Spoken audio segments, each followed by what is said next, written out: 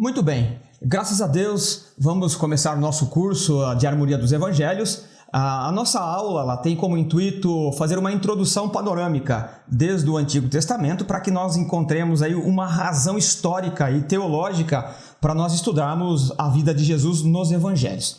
Nós vamos começar propondo aí uma linha histórica, começando de Gênesis 3,15 indo ou chegando no texto de Gálatas 4:4.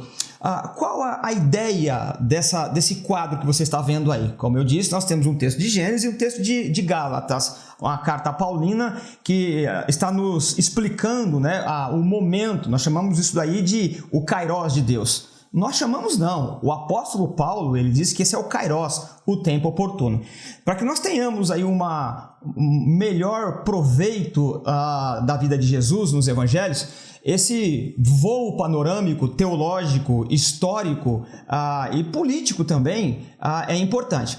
Então, o que eu quero propor como reflexão introdutória nesse texto, nessa imagem que nós estamos vendo aí? Você tem à esquerda o texto de Gênesis capítulo 3,15, tem aí um traço, né, em linha preta e o texto de Gálatas. O que eu quero propor? Uma visão histórica acerca disso.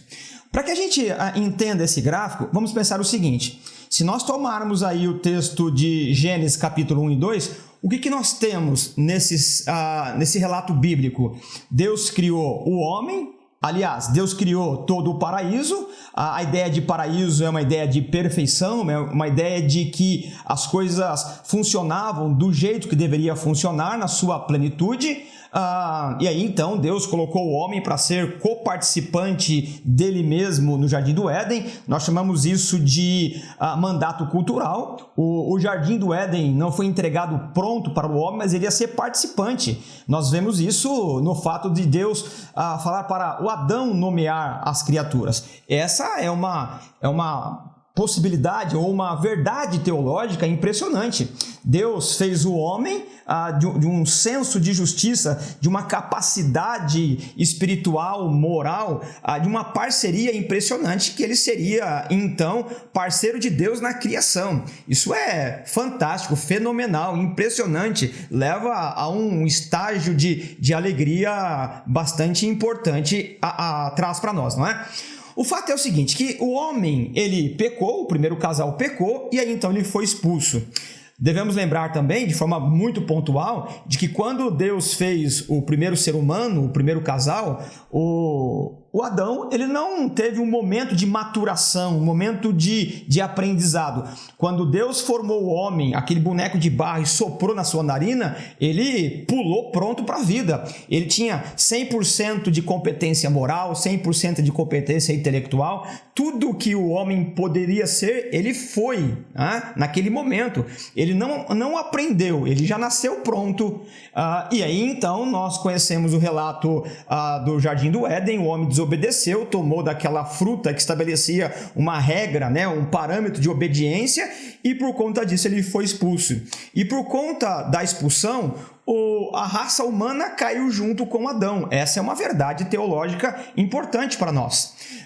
Sem esse pressuposto, sem essa base teológica, não dá para fazer teologia. A gente faz apenas especulação. É importante ter esse pressuposto de criação e queda, e aí então a história ela vai ser uma história da redenção, para que a gente compreenda o ministério de Jesus, a encarnação e o ministério de Jesus. Muito bem, quando nós chegamos então no texto do capítulo 3, versículo 15, que é o texto que está aí nessa figura, nessa foto, nós temos a promessa de salvação. O texto diz que Deus enviaria da semente da mulher um Salvador.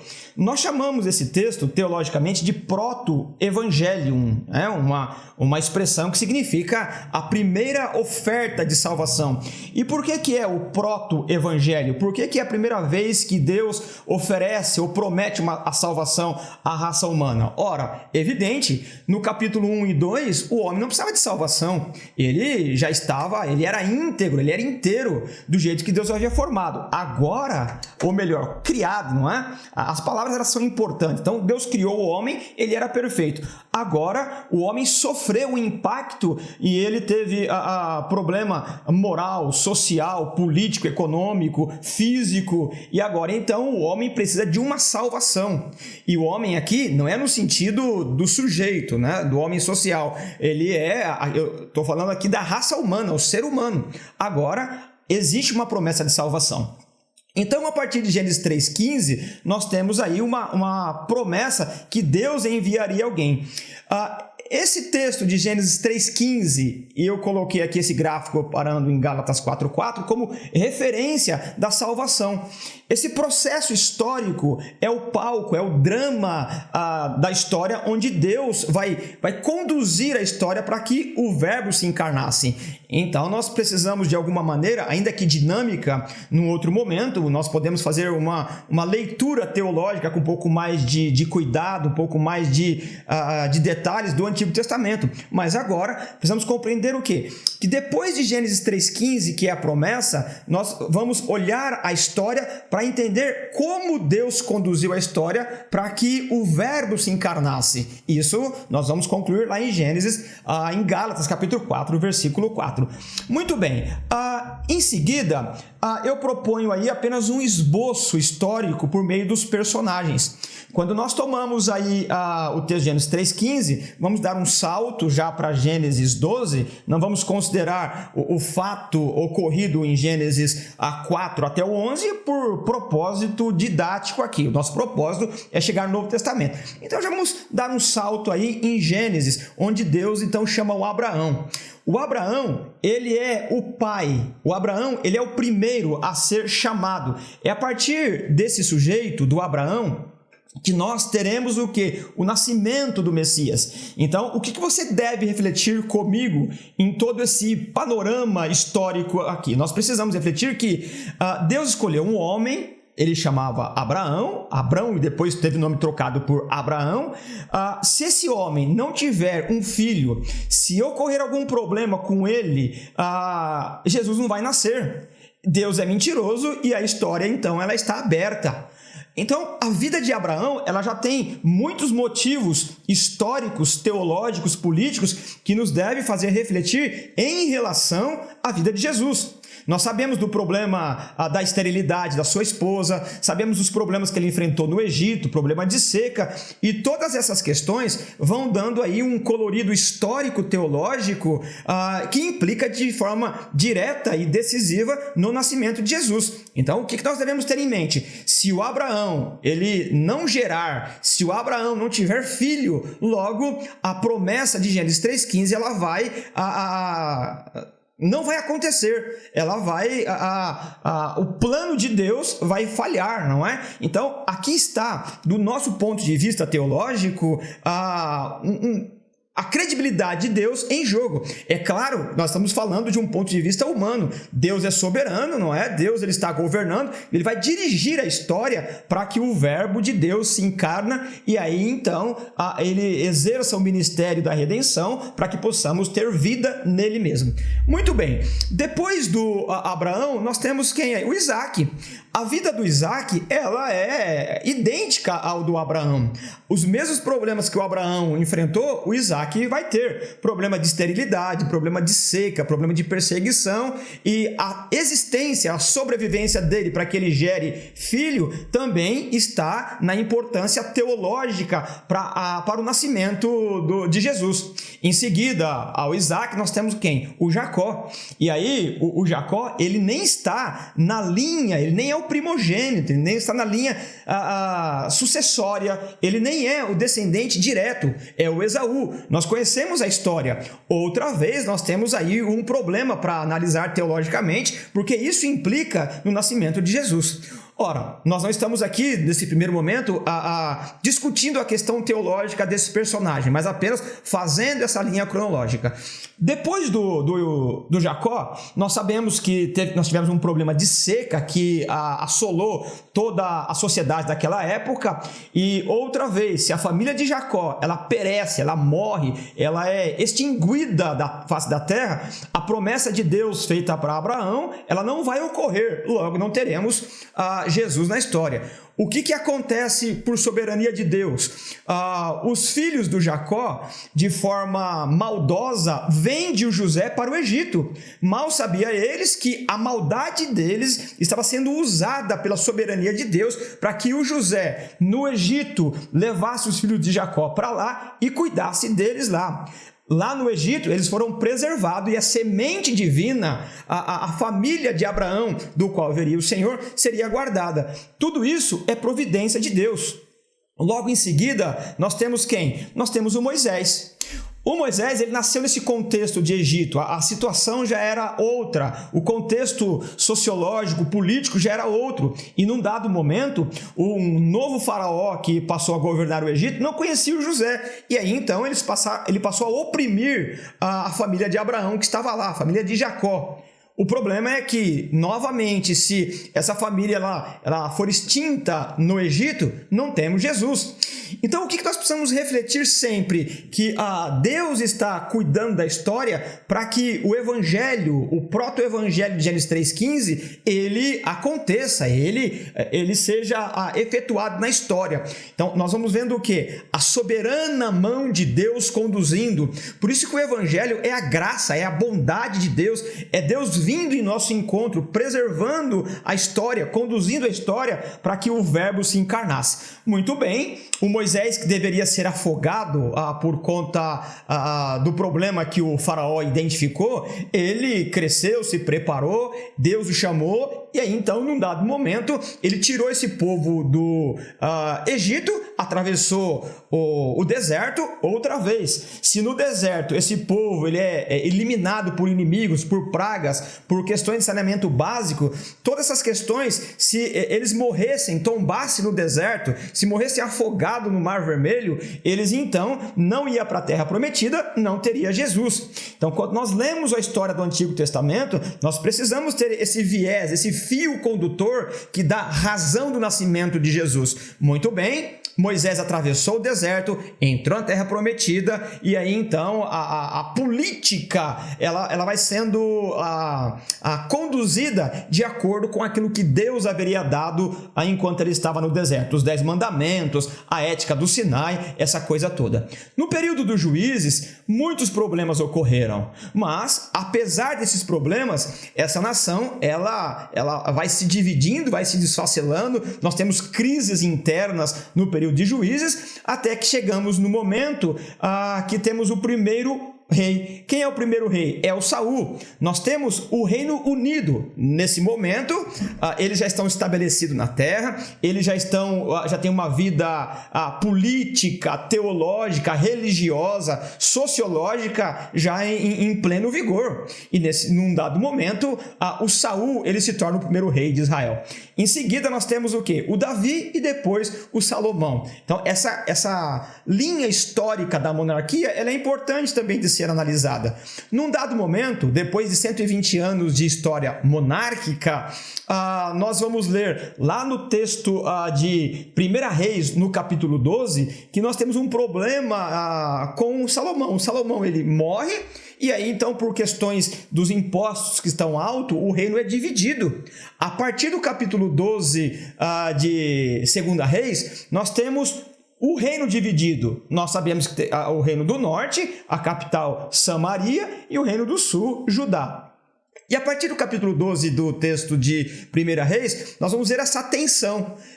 Uma leitura aí até o capítulo 17 de 2 Reis, nós temos 208 anos de reino dividido. E o que vai acontecer? Quando nós lemos o capítulo 17 de 2 Reis, nós vamos ver a história do rei da Síria vai invadir o reino do norte e vai defenestrar, vai acabar, vai eliminar o reino do norte.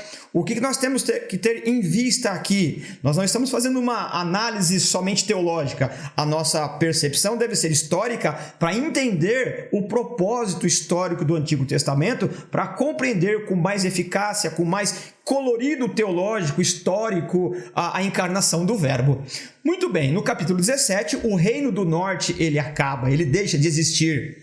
E aí então nós só temos o reino do sul, Judá, e é daí que vem o Messias. Ora, nesse mesmo contexto, a Síria ela avança contra Jerusalém. Basta nós tomarmos aí, por exemplo, o capítulo 36, 37, 38 e 39 de Isaías, nós vamos ler o relato do rei da Síria querendo invadir também Jerusalém e fazer o mesmo que fez com Samaria. O problema é que se eles invadirem Jerusalém e derrubar a cidade, muito provavelmente eles vão destruir e não teremos Jesus na história. Basta ler o texto de Isaías, e também esse relato aparece no texto de 2 Reis, que Deus, numa noite, derrotou 185 mil soldados do exército assírio de forma impressionante. Você percebe que Deus está conduzindo a história, Deus está preservando a história, porque Ele prometeu que o Messias nasceria, que o Messias viria e nos salvaria dos nossos pecados. Se essa família de Abraão, se essa nação que se formou, ela deixa de existir, não haverá Messias. Eu volto a dizer aqui, Deus seria mentiroso, Deus seria incompetente e não teria Jesus. O que nós vamos aprendendo aqui? A soberania de Deus na história. Deus vai costurando a história de tal maneira que essa nação ela é preservada, que num dado momento nasce o nosso Salvador. E aí então nós temos o quê? Muito mais competência, muito mais material, muito mais repertório para estudar. Lembrando aqui a fala de algum dos profetas, por exemplo, Jeremias, ele vai dizer que Israel é o bichinho de Jacó. O que significa o bichinho de Jacó, o vermezinho de Jacó? Que Israel é uma nação frágil, pequena, que se dependesse dela mesma, ela teria sido pisada pelas botas dos outros exércitos, outras nações. Vamos pensar em alguns, por exemplo. Israel teria morrido de forma muito precoce, antes do Egito, inclusive, de fome. Deus preservou. Deus preservou Israel no Egito. Deus preservou Israel no deserto. Deus preservou Israel dos filisteus e deles mesmos, dos próprios israelitas, no tempo em que eles tinham uma guerra civil no tempo dos juízes. Depois temos lá os filisteus, depois vieram, entre outras nações, os assírios, em seguida os babilônios, e a história vai caminhando, e quando nós olhamos para a nação de Israel, de fato, é um vermezinho que poderia ser muito rapidamente extinto, eliminado. Deus preservou por conta da promessa e da eleição do Abraão. Muito bem, então nós fizemos aí um voo panorâmico, né, do Abraão, Isaac e Jacó, do José no Egito, Moisés e o Êxodo, o período dos juízes, o reino unido, que tivemos os 3 reis, o Saul, o Davi e o Salomão. Isso deu um total de 120 anos de reino unido. Logo em seguida, com a morte do Salomão e a divisão do reino, nós temos aí do capítulo 12 de 1 Reis até o capítulo 17, 208 anos de reino dividido. A partir do capítulo 18 de 2 Reis, nós temos a história de Judá, onde está o quê? Vamos chamar de, ali está a semente divina, né? É ali, daquela tribo, daquele povo que vai vir Jesus Cristo. E quando nós lemos o texto de 2 Reis, do capítulo 18 até o 25, nós vamos ler aí 344 anos de história do Reino do Sul, porque o Reino do Norte, como nós vimos aí, ele já foi destruído. Quando nós chegamos no capítulo 25 de 2 Reis, nós vamos ler o relato do Nabucodonosor levando esse povo para o cativeiro. Então, o que nós temos que ter em mente, se esse povo é levado para o cativeiro da Babilônia e ele é eliminado, ele deixa de existir, não tem Jesus na história. O interessante é que quando nós estamos lendo os profetas, que eles estão inseridos nesse momento histórico, e lemos, por exemplo, o Jeremias, que ele está envolvido nesse período de primeira, segunda, terceira leva para a Babilônia, nós vamos ler aquela visão que ele teve dos cestos de figo. O que nós vamos aprender com o Jeremias? Que Deus vai tomar aqueles que ainda, os príncipes, no sentido de que os mais piedosos, aqueles que ainda amam o Senhor, são esses que ele vai tirar de Israel e vai levar para a Babilônia. E o texto da visão da figueira, do cesto de figa de Jeremias, diz o seguinte: tem 2 figos em frente ao templo e um cesto de figo, ele é composto, ele é cheio de figos podres que não servem para nada. E os figos bons tá no outro cesto. E o que Deus diz para Jeremias? A parábola, o sonho, ela é ensinada, ela é explicada pelo próprio Senhor. Diz que aqueles que vão para a Babilônia são os figos bons e os que ficam são os figos ruins. E no nosso afã, no nosso jeito de entusiasmado de explicar, muitas vezes a gente diz assim, que Deus levou para o cativeiro e Deus é um juízo. Não, quem foi para o cativeiro são aqueles que Deus ia guardar a semente divina. Aqueles que ficaram, eles seriam destruídos. Quem ficou, morreu. Quem foi que foi preservado? Basta você considerar comigo que lá na Babilônia tinha Daniel, Sadraque, Mesaque, Abidnego, Ezequiel, essa turma toda. Então Deus preservou na Babilônia essa turma e depois trouxe de volta. Nisso tudo, olhando da soberania de Deus, o que nós aprendemos? Deus está velando pela tua palavra. Deus destrói os injustos, os impiedosos, mas leva uma semente, separa um povo justo e num dado momento ele traz de volta e recomeça de novo a história da redenção. Essa maneira de ler o Antigo Testamento, indo em rumo ou numa perspectiva de chegar no Novo Testamento, do meu ponto de vista, ela é esplêndida, maravilhosa e nos enche de júbilo gracioso, porque Deus conduziu toda a história para que Jesus nascesse. Se dependesse do Abraão, do Isaac, do Jacó, se dependesse da própria história em si, se ela fosse uma história que corresse por si mesmo, como se estivesse sem sentido, Jesus não nasceria. A possibilidade de nascer seria nula, mas Deus prometeu lá em Gênesis 12, ele está costurando, levando a história num dado momento para que Jesus nasça e aí então nós possamos ver o Salvador do mundo, Jesus, o Filho de Deus, no seu ministério em prol da nossa salvação, da nossa redenção. Muito bem. Então nós temos agora os 70 anos na Babilônia. Logo em seguida aparece um rei que já foi profetizado de maneira sobejante, o Ciro. O Ciro, inclusive, ele é chamado de meu ungido. Deus então levanta um rei pagão, um rei que não tem nada a ver com a história, com a cultura teológica de Israel, e coloca no coração dele o desejo de que esse grupo, essas pessoas que estão no Medo-Persa, pode voltar para suas terras e construir a partir de lá, ou ser governadas a partir de lá. Então, Israel, o povo de Israel, tem liberdade, tem uma carta de alforria e eles voltam para Israel e aí então começa a reconstrução que nós lemos em Esdras e Neemias. Essa reconstrução, ela é a reta final, vamos dizer assim, para o nascimento de Jesus. Nós estamos aí quase, historicamente falando, às vésperas do nascimento de Jesus. Em seguida, ao retorno da Babilônia, né? O Império Medo-Persa, como nós estamos vendo aí, nós temos o domínio grego do Alexandre o Grande. E se nós pegarmos o texto de Daniel e lemos o texto de Daniel com um pouco de cuidado, com um pouco de critério, eu chamo isso de ler com os olhos abertos. Se ler com cuidado, a gente vai perceber como é impressionante a profecia do Daniel, a ponto dele falar do Alexandre o Grande, o bode peludo. O Alexandre o Grande, ele domina o mundo, ele heleniza o mundo, ele permite que as pessoas, ou leva a cultura helênica, e as pessoas aprendem o grego, a cultura da filosofia grega, ele faz com que o mundo se torne um mundo helenizado, um mundo com cultura grega. E toda essa questão vai refletir onde? No ambiente onde Jesus vai nascer. Então, o Alexandre o Grande, ele é levantado de tal forma que a gente percebe a mão de Deus inclinando o coração dos governantes e dos reis para onde quer. Deus é soberano e nunca perde a mão da história. Ora, com a morte de Alexandre, o império todo que ele conquistou é dividido em 4 partes. Esses 4 generais gregos, não é? Que vai herdar o império do Alexandre, eles são chamados de diádocos, como você pode fazer a leitura aí. Quem são esses diádocos? É um camarada chamado Cassandro, o outro chamado Lisímaco, nós temos o Seleucida e um outro chamado Ptolomeu.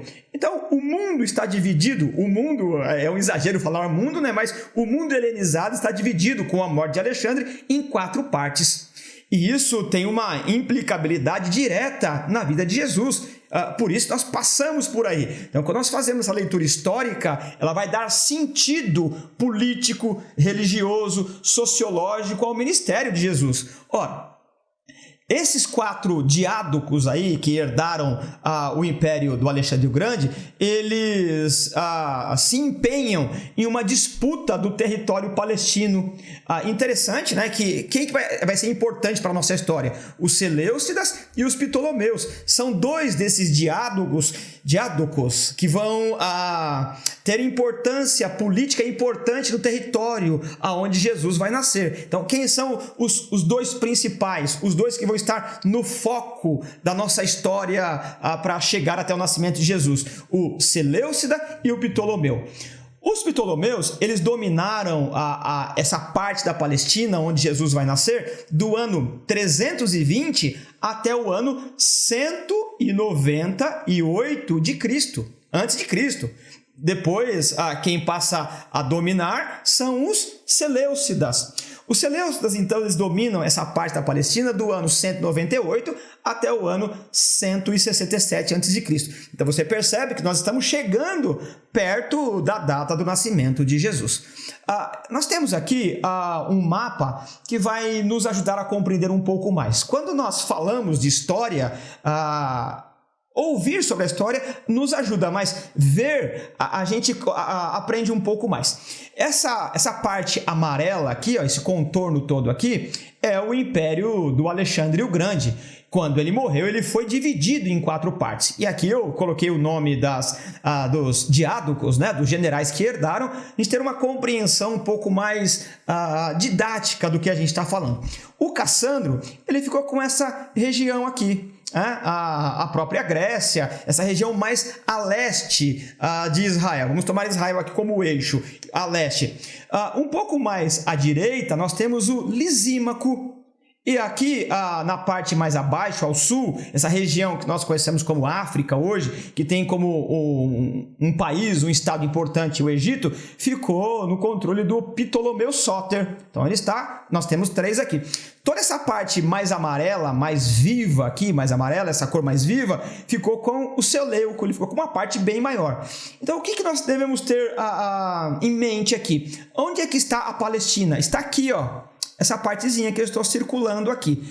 Essa parte é importante porque essa faixa de terra, ela permite o trânsito de comércio entre o Oriente e o Ocidente. Então, quem domina essa parte tem uma importante fonte de renda. Então, por isso que você tem essa disputa aqui. Ora, o Seleuco, o Nicanor, ele tem toda essa parte do mundo, mas o importante para ele é dominar essa parte aqui. Por isso que você tem uma disputa bélica, política do Seleuco e do Ptolomeu. Quem ficar com essa parte tem uma faixa importante que vai redundar em custo, em dinheiro, em impostos para eles.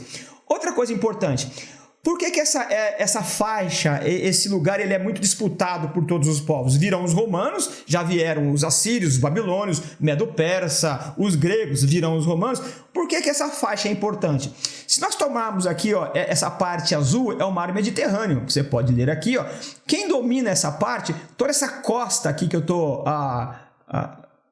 marcando aqui, que eu estou passando por ela, é importante porque quem domina a costa marítima tem imposto, domina a melhor maneira de transporte de comida, de produto da época. Então, chegando nos portos, você tem taxa alfandegária, você pode taxar imposto, uma série de outras possibilidades, turismo, essa coisa toda. Então, essa costa toda aqui, ó, de Israel, ela é disputada, porque quem dominar essa costa vai ter uma vantagem financeira. É por isso que nós vamos ler várias vezes esses relatos históricos de disputa desse território. Muito bem, então nós já sabemos aqui que depois da morte de Alexandre o Grande, o Ptolomeu e o Seleuco disputaram essa parte aqui, justamente por isso. Quem dominar essa parte, esse território onde Jesus vai nascer, nós chamamos de Palestina, domina uma parte importante e vai ter o quê? Uma prosperidade comercial.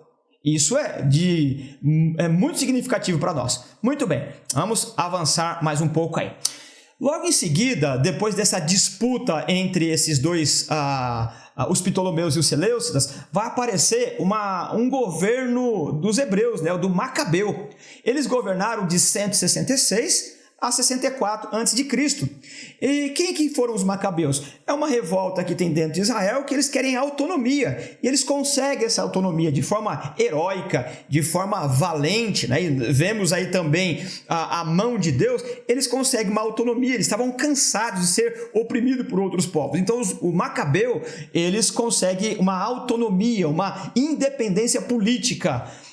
Se você tiver um pouco de interesse, pega a Bíblia, não a nossa Bíblia, a nossa eu estou chamando aqui de protestante, a Bíblia católica, ela tem lá o livro de 1ª e 2ª Macabeus, nós vamos ler essas histórias. A história de 1ª e 2ª Macabeus, para nós que chamamos protestantes, vamos chamar assim, elas não têm valor doutrinário, mas elas têm valor histórico. O livro de 1ª e 2ª Macabeus tem muito valor histórico, então ele nos ajuda a compreender esse período aqui. Chegando no ano 64 a.C., o Império Romano ele já começa a se fortalecer. A política romana agora é uma política de república. Eles estão se organizando e mais alguns anos eles se tornarão um império. Então, no ano 63, o Império Romano ele começa a investir e aí então ele, a partir do Pompeu, do Marco Antônio, do Júlio César e do Otaviano, é claro que não os 4 na mesma época, mas um após o outro, ou num triunvirato. Ou se o que é um triunvirato? É um governo por 3 pessoas, ou 3 pessoas mandando, dominando, governando, dando ordens. Então o Império Romano começa a se organizar, e aí então eles instauram em Israel aquilo que ele chama de Pax Romana. Nós vamos falar de Pax Romana na próxima aula. Muito bem. Desde que nós começamos aqui falando de Gênesis 3,15, nós fizemos aí essa perspectiva panorâmica histórica e estamos chegando aí muito perto do nascimento de Jesus. Qual o momento que nós estamos aqui? O Herodes o Grande, ele vai estar diretamente ligado ao nascimento de Jesus. Então, o Herodes o Grande, ele governou em Israel do ano 37 até o ano 4 a.C. Nós vamos discutir essa questão de data na outra aula. Aqui é só para citar que o Herodes ele é um rei em Israel, ele tem uma certa política de liberdade romana para ele ser rei, ele não é um rei com uma autonomia total, mas ele está debaixo do poder romano, mas ele é uma figura importantíssima, de uma capacidade, de uma sagacidade política importantíssima. Ele é o rei de Israel quando Jesus nasce. Então nós estamos agora com um governo que vai receber, não é? Um governo que vai participar, vamos dizer assim, do nascimento de Jesus. Ora, quais são os imperadores relacionados ao nascimento de Jesus?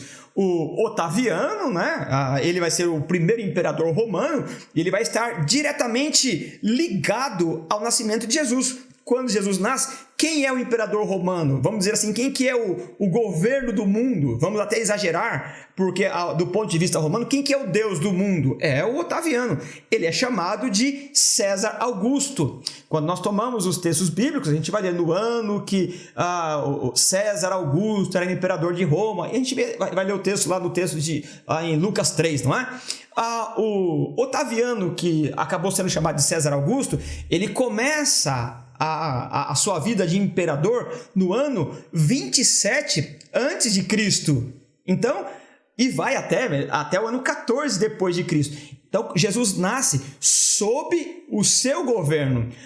Depois, o Tibério César, ele se torna imperador do ano 14 até o ano 37 depois de Cristo. Então, quem que é o imperador na morte de Jesus? Tibério César. Então, aqui nós concluímos esse panorama histórico do Antigo Testamento, não é? Para a gente compreender que desde Gênesis 3,15, Deus ele conduziu a história. Deus ele fez com que a história chegasse no tempo oportuno. E agora, então, nós temos aqui os textos que eu sugeri. Então, o que eu quero ler primeiro? Em Lucas 2,14, depois de toda essa história da promessa de Gênesis 3,15, quando chega no tempo oportuno, Jesus nasce.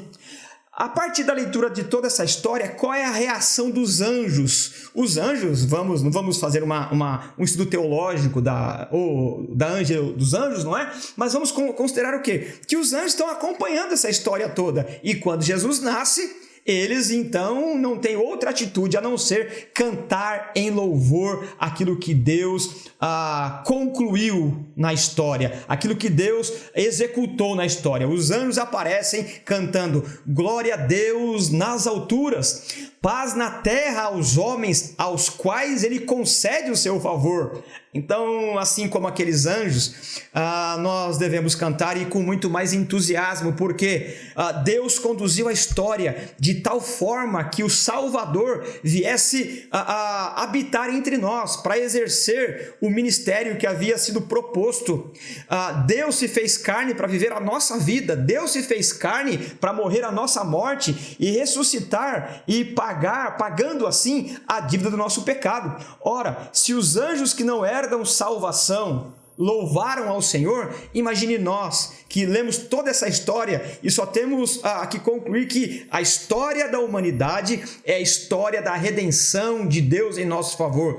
A história, ela deve ser vista pela dimensão do amor de Deus. A história não está aberta, a história está nas mãos de Deus, que conduziu desde a queda do homem. É claro que ele conduziu e tem conduzido antes, mas desde a queda do homem no pecado e quando prometeu o Salvador, nós lemos nos relatos do Antigo Testamento, nós lemos em qualquer texto histórico, em qualquer época, que Deus vela pela sua palavra, e no momento oportuno, um anjo apareceu para uma jovem na Galileia e disse que dela viria o Salvador do mundo. Naquele momento estava se cumprindo a promessa de Deus. Quando ele nasceu, os anjos glorificaram, glória a Deus nas maiores alturas e paz na terra aos homens, dos quais ele concede o seu favor. E aqui então nós podemos fazer a leitura do texto de Gálatas, capítulo 4, versículo 4, qual seja: mas quando chegou a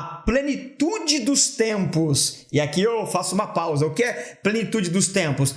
Desde o momento da promessa da encarnação, desde aquele momento de Gênesis 3,15, Deus foi conduzindo a história, ele pegou o fio condutor e foi puxando a história, Abraão, Isaac, Jacó, preservando de tal modo que na plenitude, ou seja, a palavra plenitude é a palavra kairos. Kairos é uma palavra para tempo, mas não qualquer tempo, é um tempo oportuno, o tempo em que Deus fez convergir tudo aquilo que ele quis, para que no momento exato o verbo de Deus nascesse. Então o texto diz: quando chegou a plenitude dos tempos, Deus enviou seu filho, nascido de mulher, nascido debaixo da lei. Então nós pegamos aqui o texto de Gênesis 3,15, Gálatas 4,4 e vimos, por meio de um panorama histórico, que Deus conduziu a história de forma soberana, de forma amorosa, misericordiosa, para que o verbo se encarnasse e resolvesse o problema do pecado que toda a raça humana, junto com Adão,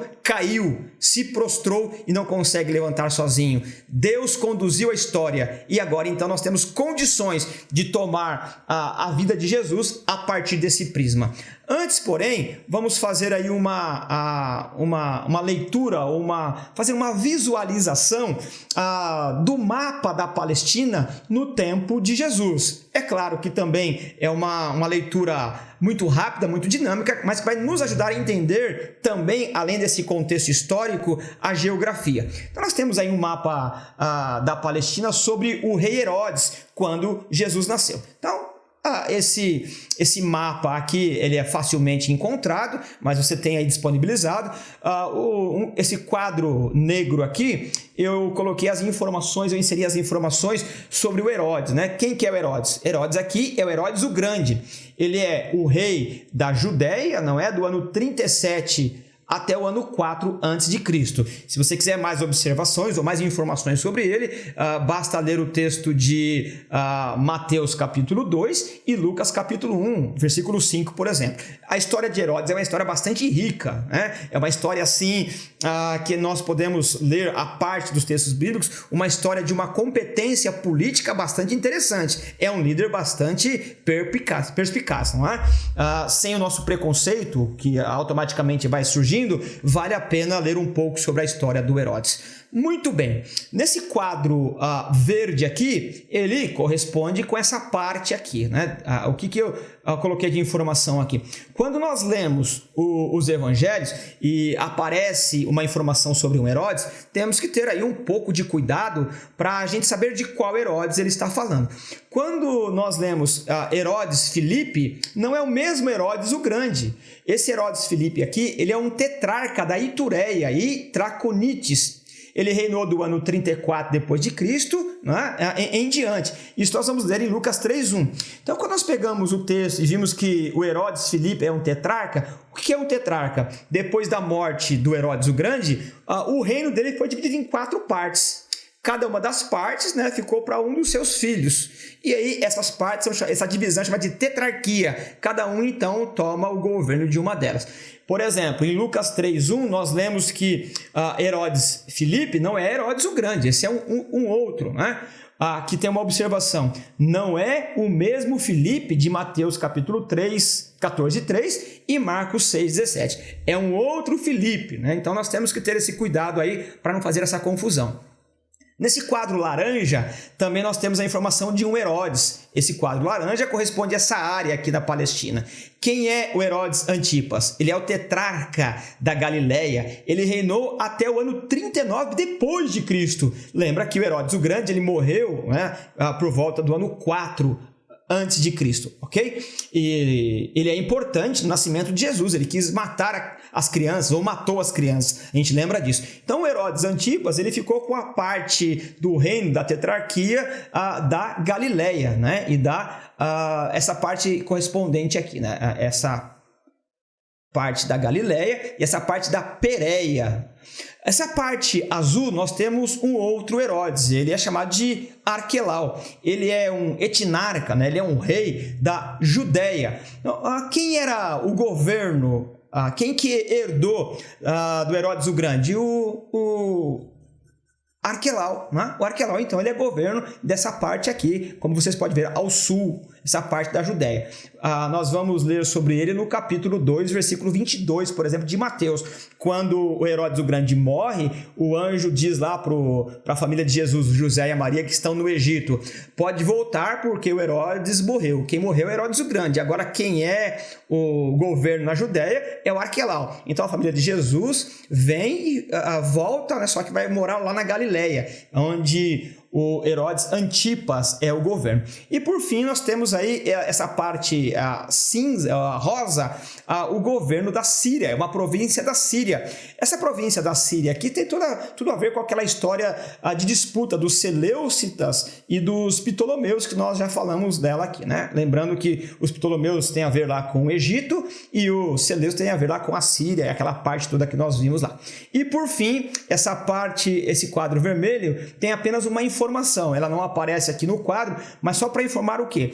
Que quando nós lemos sobre o Herodes Agripa, lá em Atos 12, Herodes Agripa I, Herodes Agripa II, em Atos 25, são outros Herodes. Então, quando nós olharmos o texto e lermos sobre o Herodes, temos que tomar um pouco de cuidado, e se não souber de cor de quem está falando, é bom dar uma lida em algum lugar para saber como é que a política está sendo resolvida, está sendo aplicada ali. Muito bem, nós vamos terminar aqui essa parte introdutória. Essas informações elas vão dar colorido, vão dar condições, repertório político, teológico, sociológico, religioso, quando nós estivermos tratando da harmonia dos evangelhos. Muito bem, Deus abençoe, que a graça do nosso Senhor nos ajude a estudar os textos bíblicos, não apenas de forma teológica, didática, racional. Nós queremos estudar teologia para que a nossa vida cristã, a nossa piedade, nosso senso de justiça, ela seja ampliada pelo poder da graça. Nós não queremos ser intelectuais da fé, nós queremos ser filhos de Deus, que de fato e de verdade faça diferença no mundo em que pessoas pedantes e prepotentes já têm aí de forma sobejante. Que ao estudar essas matérias em relação à vida de Cristo, nós possamos compreender que Deus é gracioso e enviou seu Filho para nos salvar e quer que nós tenhamos uma vida melhor, que possamos de fato ser o sal da terra e a luz do mundo. Deus abençoe em nome de Jesus.